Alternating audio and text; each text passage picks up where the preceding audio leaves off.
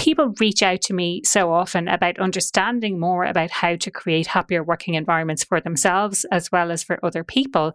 And I thought it really worth addressing this issue of toxic workplaces because at its core, and it's taken me a while to really find this language, and I'm not really sure why it's taken me so long, but at its core, it's really about eliminating this toxic work behavior, eliminating toxic workplaces by educating people, by supporting people, by consulting, by coaching, and really stamping out this type of behavior because there's no need. Everyone, as I've said before, everyone deserves to be happier at work.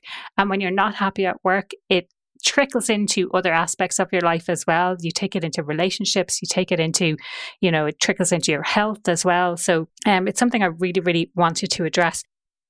Interestingly, I always assumed that micromanagement sort of happened at entry level where, you're managing people for the first time. But from the conversations that I'm having with my clients, it sounds like, I don't know, is it once a micromanager, always a micromanager? But you can be at senior levels and still be micromanaging people. And, I suppose as an aside, I do wonder how those people manage to get promoted if they're micromanaging people. Is that they're not, are they not receiving that feedback?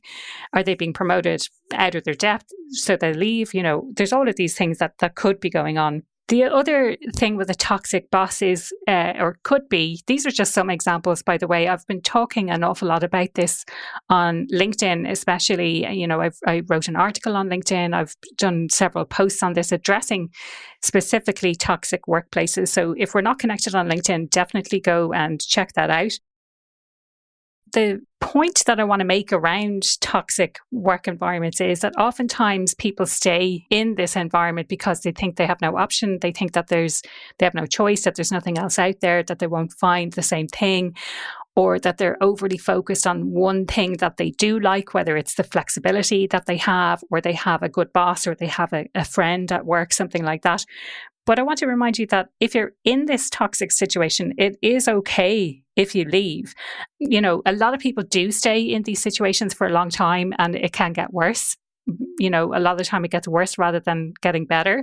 So I just wanted to remind you that it is okay to leave. If you want to leave that toxic situation, that's okay too.